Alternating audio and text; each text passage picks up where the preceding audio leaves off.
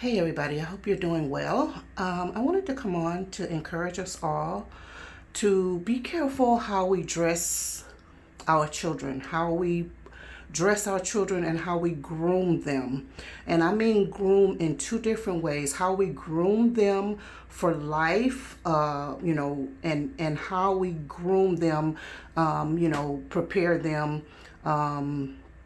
as far as hair and attire and things like that is concerned. A lot of people, they have sexualized their children to death. And I mean that literally. Sexualized their children to death. They have more or less sacrificed their children on the altar of sex. Allowing them to wear all kinds of things, these little tight legging things with all of their little parts protruding and exposed, and the silhouette of their body parts and whatnot showing. Their shoulders are out. Those little cold shoulder outfits, and they got their little midriff, their little stomach area and all that kind of stuff out. So many things. And I'm not in girls and boys.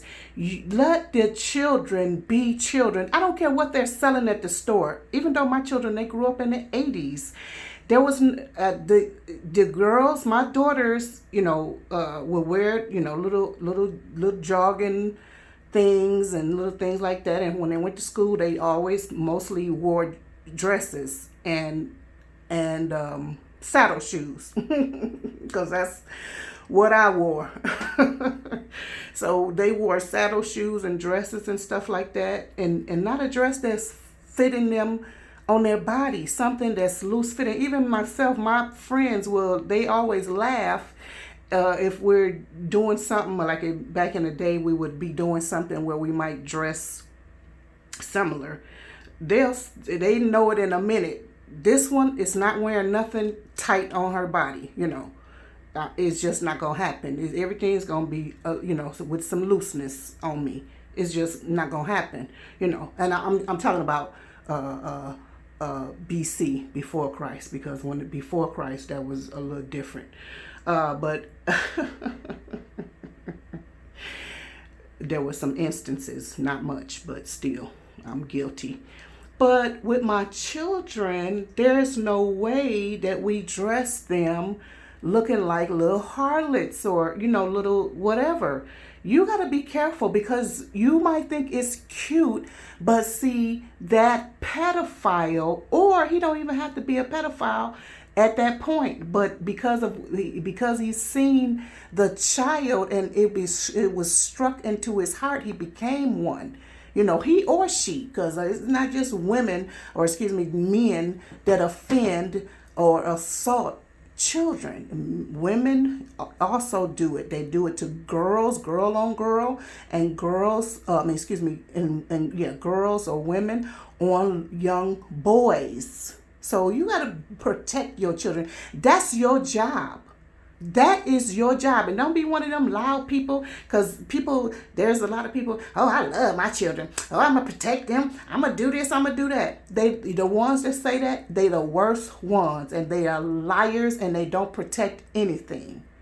They do not protect their children. They're not there to protect their children, and they do not protect their children, and they don't love them. They love themselves, and they loved the father of the children. That's what they loved. Some of them. I'm not talking about everybody, but you probably know some of those ones that I'm talking about. But like I said, in the Bible, it tells us, do not pass our children through the fire, which means do not sacrifice your children. If you know the history of Abraham, his family, and the people of the Chaldeans, they were not even just them, but they sacrificed children. They would sacrifice children. Even if you go further, there at the time in Kings, when there was a famine, what were they doing? What were they doing? Let's eat my child today. Oh no, excuse me. Let's eat your child today, and tomorrow we'll eat out mine. Okay, so people sacrifice children, and when we allow them to be the breadwinner, like in some instances, people they allow their children to prostitute. And dancing is that sexual dancing in them clubs. That's a form of prostitution, because that's an exchange of money for sex. Okay, you can call it what you want to, but it's all prostitution. Then there's drug dealing. People allow their children, they know good and well their child is selling drugs, but because they bringing money into the household and all of that, they allow it. They allow stealing. There's no way. I remember, and I'm sure the same thing with you when your children were coming up and when you were coming up. If you had anything that your parents did not purchase, where that come from? What is that? You go take it right back to where you got it from. Okay, and they asked questions, and I'm sure with your children you do the same. If they have anything that you didn't purchase, you're asking questions about it. I know I did. They knew. Don't bring anything up in here. You might as well take it right back where you got it from, and you in trouble for doing it because you know better. You don't have any business with anybody else's possessions. Okay? So those are a couple of things. And again, the sexualizing your children by allowing them to wear them little legging things and stuff. Babies with little leggings, babies with their little midriffs out, their little bellies out, and backs and shoulders and all kinds of stuff. Why? Why are you doing that? That's not cute. You are setting your children up for something horrible. I was just listening to something where it come to find out this child was missing, and then wound up, they found the child deceased and sexually assaulted at that. But who was the culprit? Who was the perpetrator? Her own father sodomized her and killed her. And of course, that wasn't the first time he did that. But because they may have never had that conversation with the child to let them know, because in what we taught is we don't care who it was. It could be daddy, it could be uncle, whoever it is, let us know. Don't worry about somebody saying they're going to kill the family or they're going to kill you. Don't worry about somebody telling you, oh, this is what we're supposed to do. This is what we're supposed to do. This is okay. This is good. This is what the father and daughter's supposed to do. Because I don't remember how old I was, maybe about 5 or 6. Our next door neighbor, he's a teenager at this time. And I had to stay over there until because his sister was not normally, but I guess once or twice was supposed to be looking after me for some reason, because I don't know why I went to their house, because I had sitters already, but nonetheless. So I was at their house, and the boy, I don't know how old he was at that time, maybe 16 or something. He was telling me, let's play house, or let's do this and let's do that. Talking about Janine does it. Janine, which is his older sister, talking about she does it with, and I'm like, oh Lord, to myself. But nothing happened, thank God. I don't know if I left or I just was saying no. But still with that, I always, when I think about a lot of things and know about the things that happen in this life now, I'm always thanking God, but for the grace of God, there go I. Because so many times I know I could have been molested, not that I haven't been, raped, not that I haven't been, and killed and disappeared, and the parents will never ever find out what really happened to me. So we have to really be careful how we, keep our children. There's so many children, so many people, they have children, and we understand things happen out of wedlock, but I just believe that when you feel, when that time come, and if you plan on keeping a child, you gotta put your big boy pants on and your big girl pants on and just do the right thing, Or if you're not ready for parenthood, then you need to give the child for adoption. There's nothing wrong with adoption, you guys. Please. There's nothing wrong with it. Unfortunately, a lot of children, because I know a lot of them, well, not a whole lot, but they feel rejected because they have been put up for adoption, which they should not feel rejected. They should, but I understand, but still they should, and the adopted parents should try to help them with that thought process. But what they should feel is that the parents love them enough to give them up for adoption because they could not handle it for whatever reason, financially, or they weren't ready to be a parent, whatever the situation is or was.